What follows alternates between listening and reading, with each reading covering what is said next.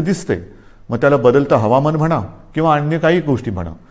तर ही वादळ जर का आपल्याकडे दरवर्षी आपल्याला त्रास देणार असतीलच आणि तशी ती देत आहेत म्हटल्यानंतर काही ठिकाणी मात्र ह्या किनारपट्टीवरती कायमस्वरूपी काही उपाययोजना करण्याची गरज आहे. मग ही कायमस्वरूपी उपाययोजनामध्ये काय काय येतं, तर धूप प्रतिबंधक बंधारे आहेत की जेणेकरून लाटा आदळणार नाहीत. मग त्या परिसरामध्ये वीज पुरवठा खंडित होतो, कारण विजेचे खांबच्या खांब उन्मळून पडतात, झाडं उन्मळून पडतात, कधी तारांवरती झाडं पडतात आणि मग तारांबळ उडते आपली. तर अशा वेळेला भूमिगत तारा म्हणजे ज्या वीज वाहक तारा असतात, वायरी असतात, त्या भूमिगत करणं, त्याला आता प्राधान्य देतो आहोत. नंतर भूकंपरोधक घरं काही ठिकाणी करावी लागतील.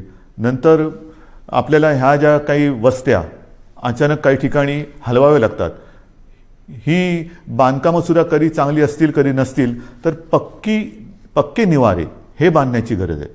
पक्के निवारे, कारण काही होऊ शकतं. अशा वेळेला ह्या ज्या काही कायमस्वरूपी सोयी सुविधा आपल्याला करायच्या आहेत त्याच्याबद्दल आपण सुरुवात तर केलेली आहे, पण त्याही बाबतीत केंद्र सरकारशी आपण बोलतो आहोत आणि मला खात्री आहे की केंद्र सरकार लवकरच आपल्याला या बाबतीत नक्की मदत करेल. ही झाली गोष्ट ह्या चक्रीवादळाची, तोतेच ना त्या वादळाची. मग आपला जो मुद्दा आहे तो साहजिकच आहे. 1-1.5 वर्ष जी लढाई चालली ती कोरोना. या कोरोनाच्या लढाईमध्ये आपण आत्तापर्यंत काय काय केलेलं आहे हे पहिल्यांदा आपल्याला सांगतो. आपण ज्या काही घोषणा केल्या होत्या की कोणाला काय काय देणार, तर साधारणतः आपण कुठे आहोत, काय दिलेलं आत्तापर्यंत, तर अन्न सुरक्षा योजनेमध्ये जवळपास 2,74,000 मेट्रिक टन धान्याचे मोफत वितरण आपण केलेलं आहे. शिवभोजन थाळीमध्ये सुद्धा 54-55 लाख थाळ्या यांचं मोफत वितरण आत्तापर्यंत आपण केलेलं आहे. संजय गांधी निराधार, श्रावणबाळ, वृद्धापकाळ वेतन, विधवा निवृत्ती वेतन, दिव्यांग निवृत्ती यामध्ये जवळपास 850 कोटी रुपये लाभार्थ्यांच्या बँक खात्यामध्ये थेट जमा झालेले आहेत. 850 कोटी रुपये लाभार्थ्यांच्या खात्यात जमा झालेले आहेत. त्याच्यानंतर नोंदणीकृत बांधकाम कामगारांसाठी साधारणतः हे कामगार 10 लाखाच्या आसपास आहेत.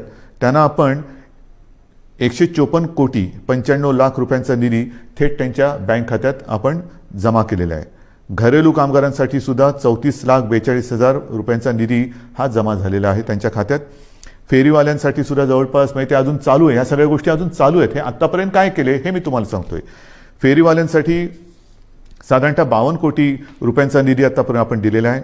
आदिवासींसुद्धा आपण आत्तापर्यंत साधारणतः काही लाख रुपयांचा निधी त्यांच्या खात्यामध्ये जमा केलेला आहे, अजून तो चालू आहे. जिल्हाधिकारी यांना मी सुरुवातीलाच सांगितलं होतं की या काळामध्ये आपण 3300 म्हणजे 3,300 कोटी रुपयांचा निधी हा ह्या कोविड काळासाठी आपण त्यांच्यासाठी मंजूर केला होता, पण प्रत्यक्षात मात्र आत्तापर्यंत 3,865 कोटींचा निधी त्यांना आपण उपलब्ध करून दिलेला आहे. तर ह्या सगळ्या गोष्टी आपण ह्या संकटामध्ये सुद्धा न डगमगता पुढे करत चाललेलो आहोत की जेणेकरून आपलं राज्य, आपला महाराष्ट्र हा सुरक्षित राहायला पाहिजे आणि त्याचबरोबरीने त्याची आबाळसुद्धा होता कामा नये, गोरगरिबांची आबाळ होता कामा नये. याचं कारण आपल्याला सर्वांना माहिती आहे की निर्बंध लादल्यानंतर ते लादावे लागतात. फार त्याच्यासारखं वाईट काम असेल कोणतं असं मला वाटत नाही की लोकांवरती, जनतेवरती, आपल्या स्वतःच्या जनतेवरती निर्बंध लादणं. जी जनता आपल्यावरती प्रेम करते आहे, जी जनता आपल्याला आपलं मानते आहे, आपल्या घरातील एक मानते आहे, त्यांच्यावरती बंधनं लादणं यासारखं दुसरं कोणतेही कटू काम कोणाला करावं लागत असेल असं मला वाटत नाही. पण ते मला नाईलाजाने करावं लागते. आपल्या राज्याच्या आणि आपल्या सगळ्यांच्या जीवाच्या काळजीने आणि काळजीपोटी करावं लागते. बरं, आता ही त्याची तुम्हाला माहिती दिल्यानंतर साधारणतः आता काही जण असं म्हणत आहेत की आता लाट आहे ती खाली यायला लागलेली आहे, मग आता काय करणार, ही निर्बंध उठवणार का? तर याची सुद्धा मला एक तुम्हाला माहिती देण्याची आवश्यकता वाटते की नेमकं आपण कुठे आहोत. एक गोष्ट नक्की की गेल्या वेळेला मी आपल्याशी बोललो होतो त्याच्यात आणि आत्तामध्ये खूप फरक पडलेला आहे, नक्कीच पडलेला आहे. म्हणजे जर आपण पाहिलं तर आता साधारणतः आजची म्हणजे 30 मे आजची जी परिस्थिती आहे त्याच्यात आपल्याकडे आज 18,000च्या आसपास रुग्णसंख्या आहे सापडलेली. मात्र अजूनही जी रुग्णसंख्या आहे ती एक 2-5 दिवसापूर्वीचा जर का आकडा पाहिला तर गेल्या लाटेमध्ये जी एक सर्वोच्च ज्याला आपण पीक म्हणतो ती जी संख्या होती तिच्या बरोबरीत आहे. आता थोडीशी कमी होते आणि आपल्याला कल्पना आहे की त्यावेळेला जे शिखर आपण गाठलं होतं ते सणासुदीच्या नंतर गाठलं होतं. ह्यावेळेचं शिखर हे सणासुदीच्या आधी आलेलं आहे. म्हणजे सर्वोच्च म्हणजे जो उच्चांक आहे त्याची सुद्धा तुम्हाला एक तुलनात्मक मी हे सांगणारच आहे. परंतु आत्ता जर बघितलं तर साधारणतः 17 ते 19 सप्टेंबर 2020च्या सुमारास आपल्या राज्यामध्ये 24,886 रुग्ण होते एका दिवसात सापडणारे. आता 26 मेची जर का आकडेवारी पाहिली तर त्या 26 मेला म्हणजे 4 दिवसापूर्वी साधारणतः 24,752 एवढे रुग्ण आपल्याला आत्ता 4 दिवसापूर्वी आढळलेले आहेत. हे 4 दिवसापूर्वीची गोष्ट आहे. आज साधारणतः ती 18,000पर्यंत आलेली आहे. अजून आता नवीन व्यवस्थित आकडे येतील. म्हणजेच काय की अजूनही आपण म्हणावं तेवढं खाली आलेलो नाही. गेल्या वेळेला जे एक सर्वोच्च जे पीक ज्याला म्हणतो आपण जे गाठलं होतं आणि ते खालून वरती आलं होतं, यावेळेला ही जी संख्या आहे ती वरून खाली आलेली आहे. म्हणजे तीही आकडेवारी माझ्याकडे असणार, मी तुम्हाला देतो ती पण आकडेवारी. एक गोष्ट दिलासादायक नक्कीच आहे. बरं, त्याच्या आधी सक्रिय रुग्ण सुद्धा सांगतो. सक्रिय रुग्ण त्या काळामध्ये साधारणतः 3,01,752 होते. 26 मेला आपल्याकडे सक्रिय रुग्ण 3,15,042 आहेत. म्हणजे बरोबरीमध्ये आत्ता आपण आलेलो आहोत गेल्या वेळेच्या उच्चांकावरती. एक मात्र मी जे सांगतो तुम्हाला दिलासादायक गोष्ट ती नक्कीच आहे की रुग्ण बरं होण्याचं जे प्रमाण आहे ते त्यावेळेला 78% होतं, यावेळेला या दिवसांमध्ये 92% आहे. म्हणजे ही नक्कीच दिलासा देणारी ही गोष्ट आहे. मृत्यूदर सुद्धा गेल्या वेळेला साधारणतः 2.65% होता, यावेळेला 1.62%. म्हणजे ही एक थोडीशी चांगली वाईट जी काय गोष्ट आहे ती तुम्हाला मी आपल्या समोर मांडलेली आहे. एक गोष्ट लक्षात ठेवा, पुन्हा एकदा सांगतो की रुग्णसंख्या जरी कमी होत चाललेली असली तरी देखील गेल्या वेळेला सर्वोच्च जी रुग्णसंख्या होती तिच्या बरोबरीत आत्ता आपण आलेलो आहोत. त्यावेळेनंतर आपण काही काळ अजूनही तेव्हा कडक लॉकडाऊन केला होता, हा ठेवलेला होता. आता आपण निर्बंध लावतो आहोत, कडक लॉकडाऊन आपण केलेला नाही. पण हे मी तुम्हाला सांगत असताना जशी ही रुग्णसंख्या काही ठिकाणी किंवा बऱ्याच ठिकाणी कमी होत चाललेली असली तरी देखील महाराष्ट्रामध्ये मात्र काही जिल्हे असे आहेत की त्या जिल्ह्यांमध्ये काही कारणं असतील, निर्बंध थोडेसे शिथिल असतील, थोडंसं एक मोकळीक लोक जास्त घेत असतील, काही जिल्ह्यात रुग्णसंख्या हलकीशी वाढताना दिसते आणि ती मला थोडीशी काळजीची गोष्ट वाटते. कारण शहरी भागामध्ये हे प्रमाण कमी होताना दिसतंय, ग्रामीण भागामध्ये हे प्रमाण हलकं वाढताना दिसतंय. हे प्रमाण आता आपल्याला ताबडतोब थांबवावं लागेल. याचं कारण असं की आपण जो एक अनुमान आहे आपल्याकडे की तिसरी लाट येऊ शकते, मग तिसरी लाट कोणात येणार, लहान मुलांमध्ये येणार का, आणखीन कुठे येणार का, तर तिसरी लाट ही अशी काय तारीख सांगून येणार नाहीये. किती दिवसांनी येणार हे सुद्धा अनुमान आपल्याकडे नाही. हे संपूर्णपणे आपल्या वागणुकीवरती अवलंबून असणार आहे.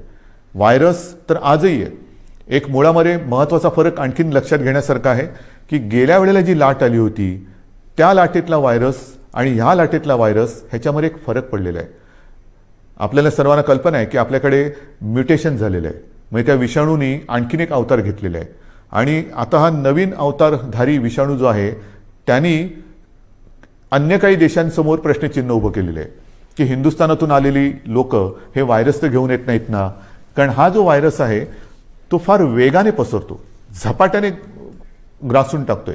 म्हणजे संसर्ग किंबहुना संसर्गित करण्याचा जो वेग आहे तो गेल्या विषाणूपेक्षा प्रचंड आहे, काही पटींमध्ये आहे. तो पटकन पसरतोय, वेगाने पसरतोय, झपाट्याने पसरतोय.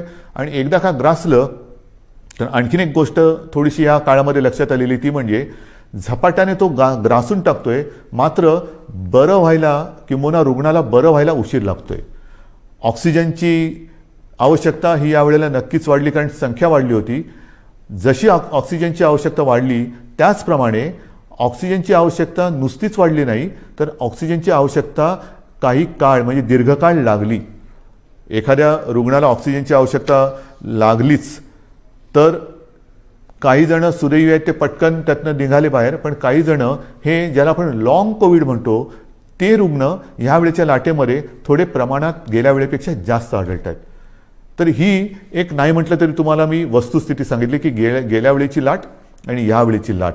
आता तिसरी लाट त्याच्याबद्दल मी तुम्हाला नंतर सांगणारच आहे.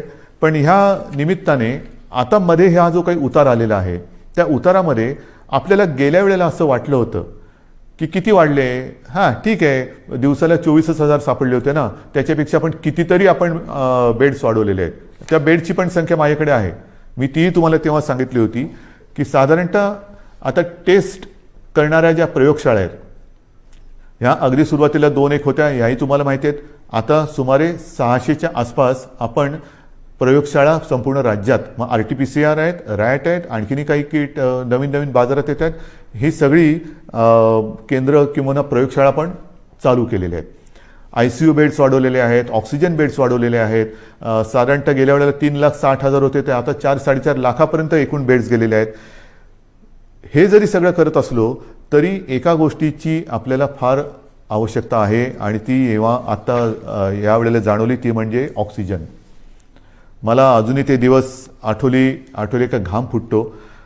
ऑक्सिजन आता काही तासापुरताच राहिलेला आहे, ऑक्सिजन केवळ आज रात्रीपुरताच राहिलेला आहे. अशी जेव्हा फोन हॉस्पिटलमधनं किंवा जिल्ह्यातनं येत होते तेव्हा संपूर्ण आपल्या प्रशासकीय यंत्रणेचे धाबे दणाणत होते. करायचं काय हा मोठा प्रश्न होता. ह्याचं कारण तुम्हाला सर्वांना मी मागेही सांगितलेलं आहे की आपल्या राज्यात ऑक्सिजन निर्मितीची क्षमता ही साधारणतः 1200 मेट्रिक टन आहे, 1200 ते 1250. आता आणखीन त्याच्यामध्ये काही जणांनी जसं काही साखर कारखान्याने ऑक्सिजन निर्मिती सुरू केलेली आहे, काही हॉस्पिटलमध्ये PSA प्लांट लागलेले आहेत, असे सगळे मिळून एक 1250 होतं तर 1300 पर्यंत गेलेलो असू. पण प्रत्यक्ष आपल्याला यावेळेला ऑक्सिजनची आवश्यकता लागली ती 1700 मेट्रिक टन दर दिवसाला. म्हणजे आपण निर्मिती करत होतो 1200, त्याच्यामध्ये 500 अधिक लागले. बरं, या 1200 मध्ये आपण उद्योगाचा ऑक्सिजन, ज्या उद्योगाला ऑक्सिजनची आवश्यकता लागते तो ऑक्सिजन पूर्ण बंद करून संपूर्ण ऑक्सिजन आरोग्यासाठी आणि या रुग्णांसाठी वापरला, तोही कमी पडला. आणि मग मात्र जी काय आपली तारंबळ उडाली होती की जामनगरमधनं मागो, भिले इथून मागो, रूरकेलामधून मागो, म्हणजे काही शेकडो ते काही हजारो किलोमीटर अंतरावरून आपल्याला ऑक्सिजन आणावा लागत होता. आजही तो आपण आणतो आहोत तसं पाहिलं तर. आणि आपल्याला कल्पना आहे, आपण बातम्यात पाहिलं असणार की इथून रिकामे टँकर्स हे केंद्राच्या मदतीने एअरलिफ्ट करून ते जे ऑक्सिजन प्लांट बाहेरच्या राज्यात आहे तिथे नेत होतो आणि ते भरल्यानंतर मात्र आपल्याला ते रस्त्याने किंवा ट्रेनने आणावे लागत होते. ही संपूर्ण जी काय यातायात होती हे कशी आपण निभावून नेली ती त्या सगळ्या प्रशासकीय यंत्रणेचं एक कौतुक करावं लागेल. ऑक्सिजन ऑडिट करून ऑक्सिजनची गळती म्हणजे अतिरिक्त ऑक्सिजन जिकडे वापरला जात होता त्याच्यावरती निर्बंध आणले. हे सगळं फार तारेवरची कसरत होती. आणि मग माझ्या मनामध्ये आहे ते हेच आहे की जर का आत्ताचा जो अवतार बदललेला विषाणू आहे तो अजूनही पूर्ण त्याला आपण काबूत आणलेला नाही. गेल्या वेळेच्या उच्चांकाच्या बरोबरीने आज आपली रुग्णसंख्या आहे. यावेळेला तो जर का सुटला आणि काही पटीत आलेली लाट होती, म्हणजे यावेळेला साधारणतः तुम्हाला कल्पना आहे 66-67 हजार रुग्ण हे दर दिवशी आढळत होते. म्हणजे गेल्या वेळेला 24,000 होते, यावेळेला 66-67 हजार दर दिवशी रुग्ण आपल्याला आढळत होते, पॉझिटिव्ह रुग्ण आपल्याला सापडत होते. हा आता विषाणू जर का सुटला आणि पुन्हा तशा ह्याच्यात तिसरी लाट आली तर बाकी सगळं बेड्स वगैरे आपण वाढू, डॉक्टरची कमतरता ही तशीच असणार आहे. ऑक्सिजनची कमतरता पडली तर मग मात्र आपल्याला फार कठीण जाणार आहे. त्याच्यामुळे ह्या काही गोष्टी ह्या आपल्याला लक्षात घेऊन पुढची पावलं ही खूप सावधतेने टाकावी लागणार आहेत. बरं, हे कमी पडते की काय म्हणून ते आता नवीन आलेलं आहे म्युकॉरमायकोसिस, काळी फंगस. ही काळी जादू माहिती होती, काळी विद्या माहिती होती, आता काळी फंगस आलेली आहे. म्हणजे बुरशी सुद्धा, काळी बुरशी म्युकॉरमायकोसिस. आता हा सुद्धा जो प्रकार आहे त्याच्यावरती सुद्धा साधारणतः आपल्या राज्यात 3-1 हजार रुग्ण त्याचे आहेत. ही काही साथ नाही आहे, पण त्याची कारणं ही सुद्धा आपल्या लक्षात आलेली आहे.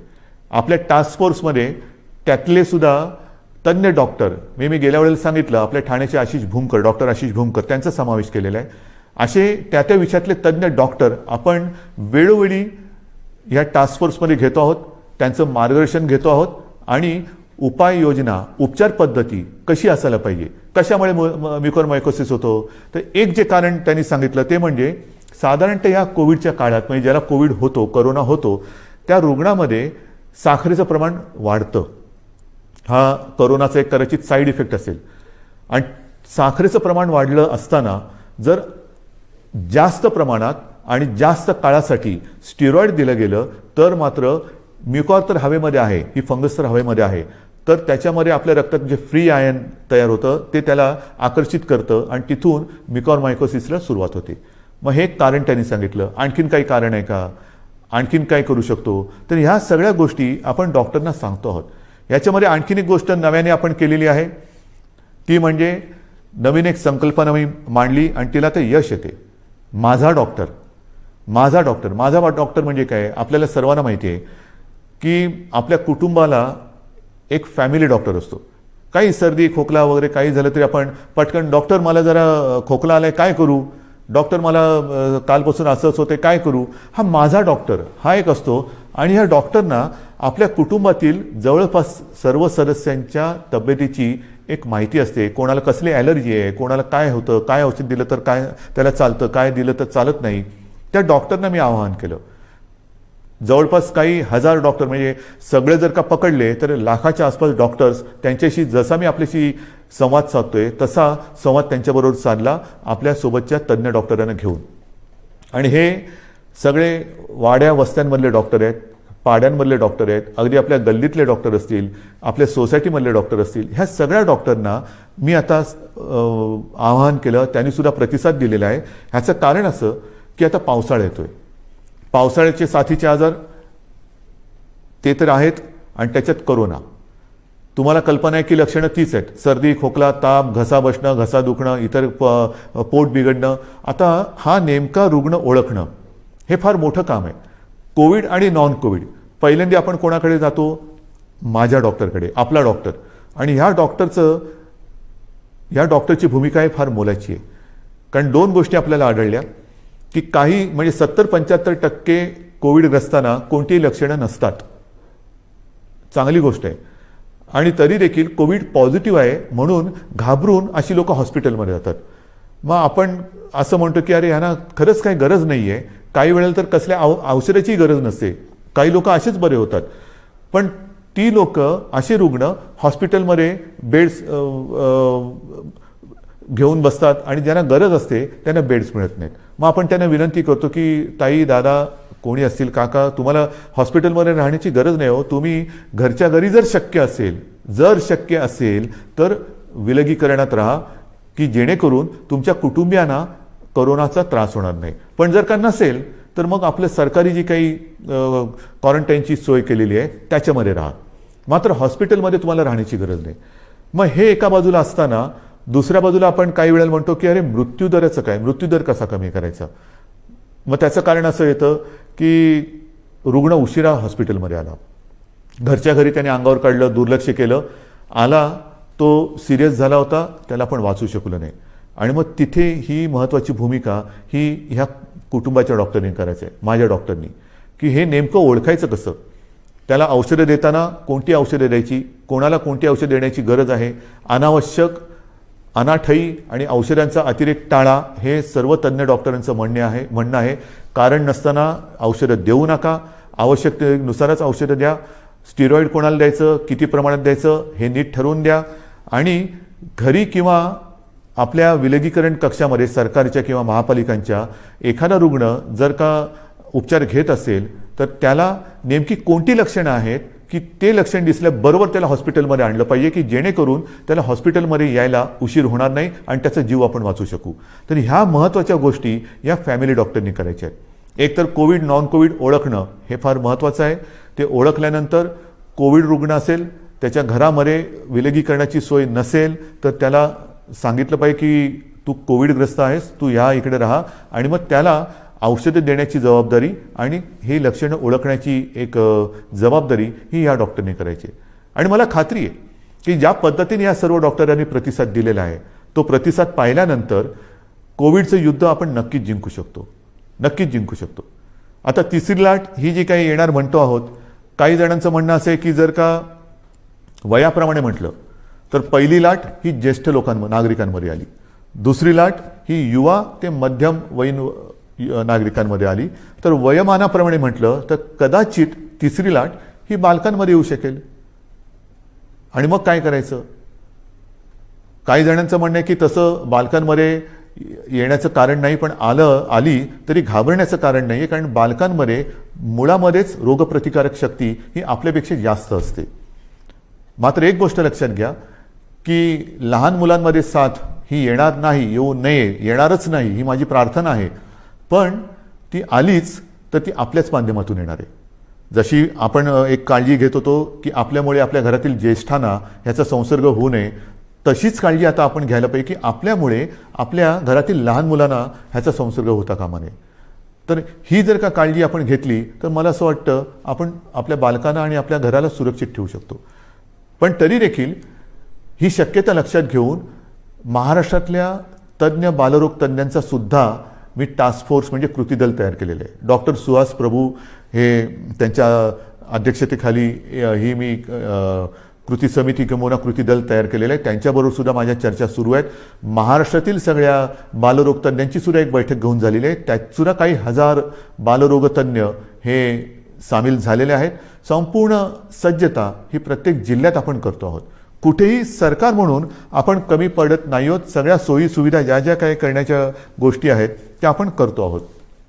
मग महत्त्वाचा आणखीन एक प्रश्न येतो, तो म्हणजे लसीकरण. याची सुद्धा मी तुम्हाला कल्पना दिलेली आहे की साधारणतः 45 वरील वयोगटातील नागरिकांच्या लसीकरणाची जबाबदारी ही केंद्राने घेतलेली आहे. मात्र 18 ते 44 ह्या वयोगटातील नागरिकांची लसीकरणाची जबाबदारी ही राज्याने घ्यायची आहे आणि आपलं राज्य समर्थ आहे. मी पुन्हा एकदा सांगतो, साधारणतः 18 ते 44 वयोगटातील 6 कोटी नागरिक आपल्या राज्यामध्ये आहेत आणि त्या प्रत्येकाला 2 डोस हे जे द्यावे लागणार आहेत, 2 डोस म्हटलं तर 12 कोटी डोस लसीचे घेण्याची एक रकमी एका चेकनी आपली तयारी आहे. आणि जसजसा पुरवठा वाढेल तसतशी आपण लसीकरणाची प्रक्रियासुद्धा वेगात करू, क्षमता अधिक वाढू, 24 तास आपण ती चालू ठेवू आणि लवकरात लवकर या वयोगटातील नागरिक आपण सुरक्षित करू. मात्र त्याला एक मर्यादा आहे. आपली क्षमता आहे पण त्याला एक मर्यादा आहे. क्षमता मी सांगितली, मर्यादा साहजिकच आहे. लसीकरणासाठी लागणारी लस आणि त्याची उत्पादन क्षमता, अजूनही उत्पादन क्षमता आपल्याकडे ज्या लसी निर्माण होत आहेत त्यांची तेवढी झालेली नाही. जे काय मला सांगितलं गेलं होतं त्याच्याप्रमाणे जून महिन्यापासून या पुरवठ्यामध्ये वाढ होईल आणि तो पुरवठा सुरळीत होईल असं मला साधारणतः मे महिन्यात सांगितलं गेलं होतं. मे तर आता संपलेला आहे. आपल्याला लस नाही म्हटलं तरी प्रमाण हळूहळू वाढतं आहे. जसजसं हे प्रमाण वाढेल तसतसं आपण आपल्या या लसीकरणाचा वेगसुद्धा वाढवणार आहोत. आता या महिन्यामध्ये जेवढ्या लसी येतील त्या जास्तीत जास्त लसी आपण घेणार आहोत आणि तेवढ्या सर्व नागरिकांना आपण सुरक्षित करणार आहोत.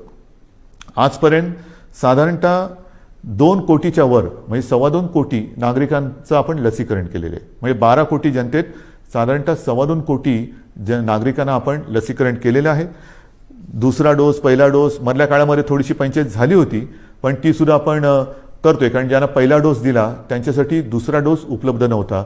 मग आपण ते थोडंसं सांभाळून घेतलं आणि त्याकरता मधल्या काळात आपल्याला 18 ते 44 या वयोगटातील नागरिकांचं लसीकरण थोडा काळ स्थगित करावं लागलं होतं. लवकरच ते पुन्हा जोमाने आपण सुरू करणार आहोत.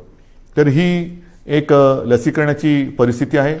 उच्च शिक्षणासाठी जे परदेशी जाऊ इच्छितात त्या विद्यार्थ्यांसाठी सुद्धा आपण लसीकरणासाठी एक वेगळी सोय केलेली आहे, कारण त्यांचं टाइम टेबल हे वेगळं आहे. तिथल्या टाइम टेबलप्रमाणे तिथे त्यांना जर का पोचायचं असेल तर त्यांच्यासाठी सुद्धा आपण ती तशी सोय केलेली आहे. तर ह्या एक एक गोष्टी मी तुम्हाला सांगत जातोय. आता नेमकं असं आहे की ह्या सगळ्या गोष्टी चालू असताना विषय येतो तो आपला शिक्षणाचा, कारण शिक्षण हा सुद्धा एक महत्त्वाचा घटक आहे. याही बाबतीत आपल्याला कल्पना आहे की 10वीच्या परीक्षांच्या बाबतीत आपण निर्णय घेतलेला आहे की यावर्षी 10वीच्या परीक्षा न घेता त्याच्यासाठी सुद्धा आपण एक मूल्यांकन करून 10वीच्या विद्यार्थ्यांना आपण त्याप्रमाणे पास करणार आहोत. 10वीचा तर निर्णय घेतला, 12वीचं काय करणार? कारण 12वीचा सुद्धा निर्णय घ्यावा लागेल. तर 12वीच्या बाबतीत सुद्धा आपण एक आढावा घेतो आहोत. त्याच्या बाबतीत सुद्धा एक पद्धत काय ठरवता येईल ती सुद्धा आपण ठरवून लवकरात लवकर हाही निर्णय आपण घेणार आहोत. पण मला एक गोष्ट अशी वाटते की जशी 12वीची परीक्षा आहे की ज्या 12वीच्या परीक्षेवरती पुढचं शिक्षण अवलंबून असतं. मग नीटची परीक्षा असेल, इंजिनिअरिंगची असेल, आणखीन कसली असेल, इतर राज्यात जाऊन शिकण्याची वेळ येते. तर त्याकरता थोडं एक केंद्राने सुद्धा धोरण ठरवायला पाहिजे. ही परिस्थिती संपूर्ण देश नव्हे जग ग्रासून टाकणारी ही परिस्थिती आहे. 100 वर्षापूर्वी अशी परिस्थिती आली होती आणि त्याच्यानंतर ही परिस्थिती जिला आपण तोंड देत आहोत. तर ज्या परीक्षांचं महत्त्व इतर पुढच्या आयुष्यावरती परिणाम करणारं आहे, भवितव्य त्याच्यावरती अवलंबून आहे. मी माननीय पंतप्रधानांना गेल्या वर्षी एक विनंती केली होती, तीच आज आपल्या माध्यमातून करतोय. कदाचित मी पत्र पण लिहायचे असेल तर पत्र लिहीन, बोलायची आवश्यकता असेल तर बोलीन सुद्धा, की काही वेळेला हे जे निर्णय आहेत ते सर्व देशासाठी त्याचं एक धोरण असलं पाहिजे. की 12वीची परीक्षा आहे, काय करायला पाहिजे, आणखीन काही परीक्षा असतील तर देशात त्याचा जर का एक पडसाद उमटणार असतील तर देशासाठी एक धोरण असायला पाहिजे. शैक्षणिक धोरण हे एक असायला पाहिजे. हा निर्णय हा केंद्राने एक घ्यायला पाहिजे. केंद्राने एक थोडंसं आम्हाला मार्गदर्शन करायला पाहिजे. 10वीचा निर्णय आम्ही घेतला, 12वीचं पण आम्ही घेणार आहोत, पण तो निर्णय देशभर सारखा पाहिजे. नाहीतर एखाद्या राज्यामध्ये समजा ही परिस्थिती आटोक्यात असली तर तिकडे परीक्षा होते, एखाद्या राज्यामध्ये परिस्थिती आटोक्याच्या बाहेर असेल तर परीक्षा होणार नाही. विद्यार्थ्यांचं नेमकं भवितव्य काय, तर त्याच्यात सुद्धा एक समानता असली पाहिजे. ठीक आहे, काही वेळेला राज्यांच्या परिस्थितीनुसार, जसं मी तुम्हाला सांगितलं की आज सुद्धा आपल्या राज्यामध्ये काही जिल्ह्यामध्ये परिस्थिती कोविडची आपण काबूत आणलेली आहे, काही मात्र ठिकाणी थोडीशी अजूनही वाढते आहे. असं काही राज्यांमध्ये आहे. काही राज्यांची परिस्थिती चांगली आहे, काही राज्यांमध्ये अजूनही वाढते, काही राज्य तसे स्थिर आहेत. तर धोरण मात्र एक असायला पाहिजे. आणि मी माननीय पंतप्रधानांना एकदा पुन्हा विनंती करणार आहे. पण त्याचबरोबरीने या गोष्टी ज्या आपण बघतो आहोत की साधारणतः लाटांमागून लाटा येत आहेत, मग काय करायचं. ऑफिसच्या बाबतीत जसं मी म्हटलं की वर्क फ्रॉम होम, तसंच शिक्षणाच्या बाबतीत सुद्धा काही क्रांतिकारक निर्णय आपल्याला घेण्याची गरज आहे. की काय करता येईल, अजूनही हे नेटवर्किंग कसं करता येईल, केबलिंग कसं करता येईल, की मुलांना सुद्धा जर का हा लॉकडाऊन किंवा कोविड अजून काही महिने काही काळ चालला, आपल्याला असं वाटलं होतं की 2020 हे वर्ष कोविडग्रस्त म्हणून होईल आणि 21मध्ये सगळी दारं उघडतील, तर झालं भलतंच. 20पेक्षा अधिक मोठ्या प्रमाणावर ती लाट आली आणि ती लाट आल्यानंतर सणासुदीला अजून सुरुवात व्हायची, त्याच्या आधी ही मोठी लाट आली. पुढे कसं जायचं हा एक प्रश्न आहे. तो प्रश्न सोडवताना शिक्षणाचा प्रश्न कसा सोडवायचा, शिक्षण चालू राहिलं पाहिजे. तर त्याच्यासाठी शिक्षणामध्ये सुद्धा काही क्रांतिकारक निर्णय घेण्याची आवश्यकता आहे आणि त्याही बाबतीमध्ये आपण निर्णय घेत आहोत, काही योजना तयार करतो आहोत.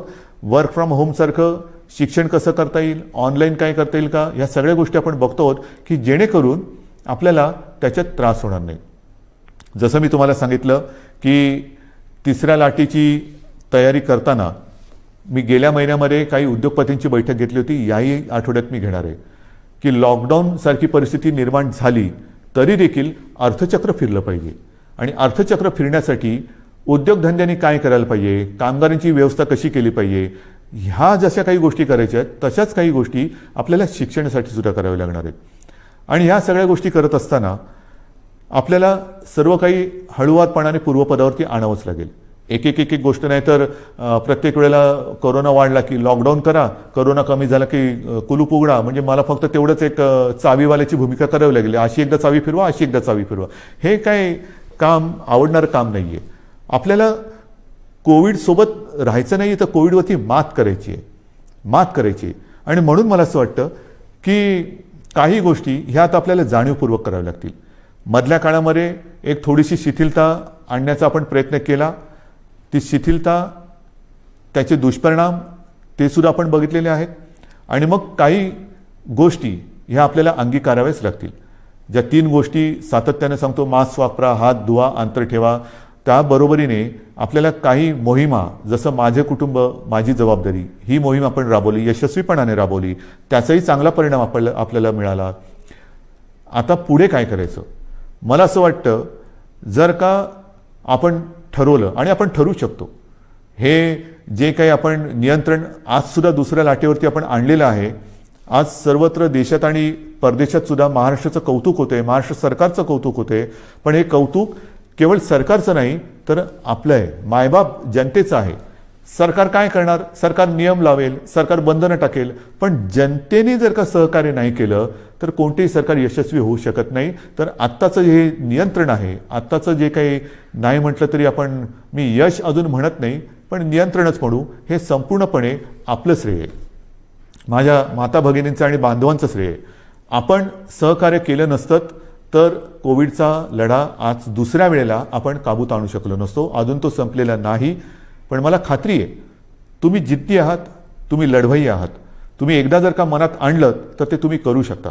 आणि म्हणून मी तुम्हाला एक गोष्ट आणखीन सांगणार आहे की जसं माझे कुटुंब माझी जबाबदारी आपण एक मोहीम राबवली, मी जबाबदारी मोहीम राबवली, तसं जर का प्रत्येकाने ठरवलं, कारण मी आपल्याला बोललोच की आता शहरी भाग आणि ग्रामीण भागामध्ये ही लाट वाढते. थोडी लाट म्हणजे थोडीशी रुग्णवाढ होते.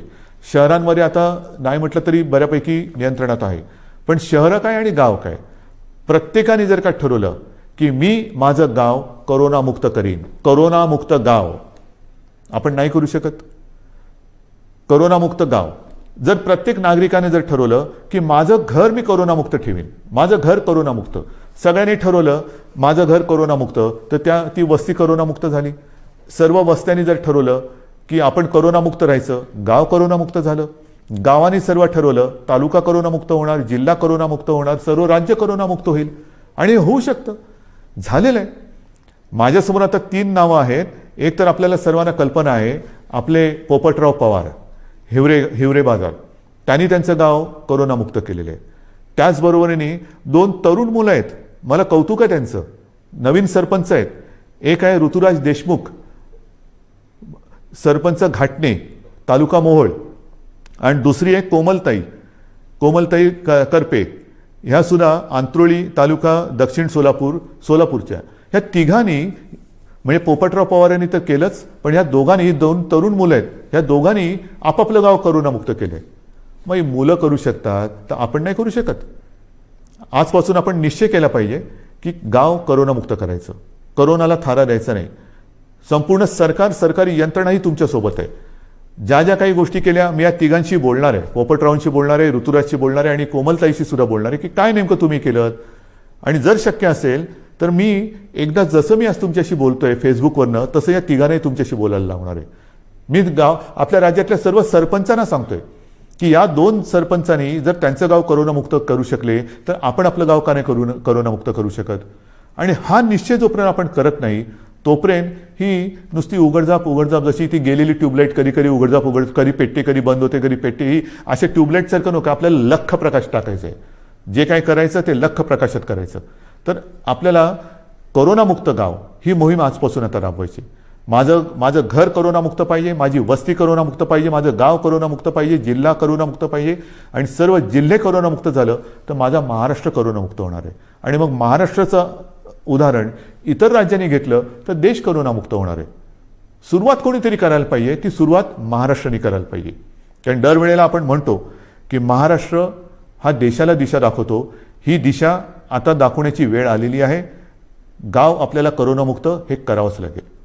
आणि हे मला खात्री आहे की आपण केल्याशिवाय राहणार नाही. आज मी आपल्याशी बोलताना पावसाळा तोंडावर आहे, कृषीचा हंगाम सुरू होतोय. हंगाम सुरू होतं म्हटल्यानंतर मला तमाम शेतकरी दादांना सांगायचे की गेल्याही वर्षी महाराष्ट्राच्या अर्थव्यवस्थेला तुम्ही मोठा हातभार लावलेला आहात. शेती आणि शेतीविषयक सगळे व्यवहार हे आपण थांबू दिले नव्हते, याही वेळेला थांबू देणार नाही आहोत. मग तुमचे बियाण्यांची दुकानं असतील, खतापाण्याची दुकानं असतील, इतर अवजारांची दुकानं असतील, तीसुद्धा आपण इतर काही दुकानं आपल्याला बंद ठेवावी लागली तरी ही दुकानं आपण बंद ठेवणार नाही आहोत. मात्र त्याला थोडंसं एक वेळेचं बंधन ठेवावं लागणार आहे. पण हे करताना कृपा करून गर्दी होऊ देऊ नका. एकतर स्वतः तोंडाला मास्क लावा. या हंगामामध्ये मग नांगरणी असेल, पेरणी असेल, अमुक असेल, तमुक असेल, मग उद्या कापणी होईल, अमुक होईल, मग शेतमजूर इकडे तिकडे यायला जायला लागतील. पण ही सगळी जी वर्दळ आहे ती वर्दळ करताना कोरोना विषयक ज्या काही नियमावली आहेत त्या कृपा करून पाळा. कारण आपण केवळ राज्याचेच नव्हे तर देशाचे अन्नदाते आहेत. आणि अन्नदात्याचं जर का आरोग्य बिघडलं तर देशाचं आरोग्य बिघडलं. आपण अन्नदाते आहात, आपण सुरक्षित राहा. आपल्याला संपूर्ण सहकार्य सरकार करतं आहे, सरकार करेल. आपल्या कृषीविषयक ज्या काही गोष्टी असतील त्याच्यावरती कोणतीही बंधनं आपण टाकत नाही आहोत. ते सगळे व्यवहार, सगळ्या गोष्टी ह्या व्यवस्थित चालू राहतील. फक्त एकच अट आहे, कृपा करून ही बंधनं पाळा आणि गर्दी होऊ देऊ नका. शेवटी मी एकच सांगेन की ही दुसरी लाट ही अपेक्षेपेक्षा फार मोठी होती. या दुसऱ्या लाटेमध्ये अनेक जणांनी आपले आप्तस्वकीय गमावलेले आहेत, कुटुंबीय गमावलेले आहेत, अगदी मित्र परिवारातले काही मित्र गमावलेले आहेत. यामध्ये काही बालकं ही अनाथ झालेली आहेत, काही पालकांनी आपली बालकं गमावलेली आहेत. फार विचित्र आहे, ही साथ फार विचित्र आहे. आणि ही साथ एवढी वाईट आहे की हा म्हणता ओळखीपाळखीची माणसं ही आपल्याला सोडून गेलेली आहेत. यापुढे मात्र असं होऊ देता कामा नये. जी बालकं दुर्दैवाने अनाथ झालेली आहेत त्या बालकांसाठी केंद्र सरकारने एक योजना जाहीर केलेली आहेच, पण तरी देखील आपलं राज्य सरकारसुद्धा एक योजना करते आहे. कोणत्याही परिस्थितीत दुर्दैवाने ह्या बालकांचे पालक जरी त्यांनी गमावलेले असतील तरी त्यांचं पालकत्व हे सरकार घेईल. त्यांची आयुष्यातील वाटचाल ही मात्र आम्ही पोरकी होऊ देणार नाही, अनाथ होऊ देणार नाही. ह्या अनाथ बालकांना जिथे जिथे शक्य असेल तिथे तिथे सर्व पावलोपावली परोपदी सरकार समर्थपणाने त्यांना साथ देईल. शिक्षण असेल, इतर काही असेल, राहण्याची गोष्ट असेल, काही असेल, ही योजना आम्ही आता तयार करतो आहोत आणि ती योजनासुद्धा आपण लवकरच जाहीर करून त्याची अंमलबजावणी करू. बांधवांनो, भगिनींनो आणि मातांनो, दुसऱ्या लाटेवरती आपण नियंत्रण आणतो आहोत. मात्र हे नियंत्रण आणत असताना काही जण कदाचित कुरबुर करतील, कारण अजून नाईलाजाने आपल्याला हे निर्बंध पुढचे 15 दिवस वाढवावे लागत आहेत. हे वाढवल्यानंतर म्हणजे 15 जूनपर्यंत हे वाढवावे लागतच आहेत. नुसते निर्बंध वाढवत नाही आहोत, तर आता आपण जिल्ह्यानुसार आढावा घेऊन काही जिल्ह्यात हे निर्बंध कदाचित कडक करावे लागतील, काही जिल्ह्यात कदाचित हे निर्बंध थोडेफार आपण शिथिल करू शकू. पण या शिथिलतेचा अर्थ सर्व काही संकट गेले असं समजू नका. गेल्या वेळेला पहिल्या आणि दुसऱ्या लाटेच्या मधला जो काळ होता त्याच्यामध्ये मोर्चे, समारंभ, इतर काही गोष्टी, लग्नसराई हे आपण फार मोठ्या प्रमाणावरती नाही म्हटलं तरी झालं. ग्रामपंचायतीच्या निवडणुका झाल्या आणि नंतर मात्र ती दुसरी लाट अपेक्षेपेक्षा काही पटीत जास्त आली. आता हळूहळू काही लोक सुरू होतील की हे उघडा, ते उघडा, अमुक नाही केलं तर आम्ही रस्त्यावरती उतरू, मग आम्ही करोना काय बघणार नाही, हे उघडलं नाही तर आम्ही तसं करू. त्यांना मी सांगतोय, कृपा करून तुम्ही ह्या गोष्टी अशा करू नका. मला पूर्णपणे माहिती आहे की हे संकट फार विचित्र आहे, पण नुसतं हे संकट आता कमी झाले म्हणून घाईगर्दीने रस्त्यावरती उतरू नका. कारण जर का रस्त्यावरती उतरणार असाल तर मी म्हणेन कोरोना योद्धे म्हणून उतरा, कोरोना दूत म्हणून उतरू नका. जरा सरकारला तुम्ही जर का असं सांगणार असाल की अमुक नाही केलं तर आम्ही रस्त्यावरती उतरू, तर मला नम्रपणाने सांगायचं आहे की कोरोनाची साथ हा सरकारी कार्यक्रम नाही, ही सरकारी योजना नाही. कोरोनाची साथ ही सरकारी योजना नाही की जिच्या विरोधासाठी तुम्ही रस्त्यावरती उतरावं. तर तो जर का आपला गैरसमज असेल तर तो कृपा करून आपल्या मनातून काढून टाका. तो जर का आपला संभ्रम असेल तर मनातून काढून टाका. दुर्दैवाने आपल्या आजूबाजूला बघा, ज्या घरामध्ये काही बालकं अनाथ झालेत, काही पालकांची मुलं गेलेली आहेत, हे निर्बंध तर आपण उठवणार आहोतच, पण निर्बंध उठवल्यानंतर सुद्धा घरातील कर्ता गमावलेले आहे त्या कुटुंबाकडे सुद्धा आपल्याला लक्ष द्यावं लागणार आहे.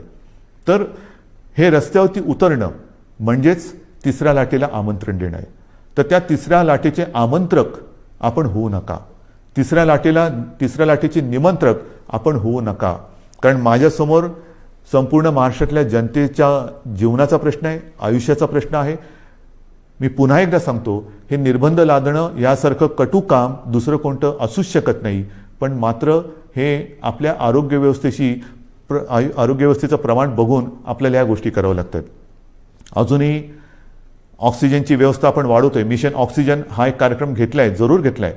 काही ठिकाणी आपण प्लांट्स लावायला सुरुवात केलेली आहे, पण छोटे, मध्यम आणि मोठे असे प्लांट लावायला साधारणतः 3 महिने ते 18 महिन्यापर्यंत हा कालावधी लागू शकतो आहे. तो लक्षात घेता आपल्याला फार हळुवारपणाने एक एक गोष्टी ह्या उघडत जाव्या लागणार आहेत. आणि म्हणून आजपर्यंत आपण जसं सहकार्य केलं तसंच सहकार्य साहजिकच आहे.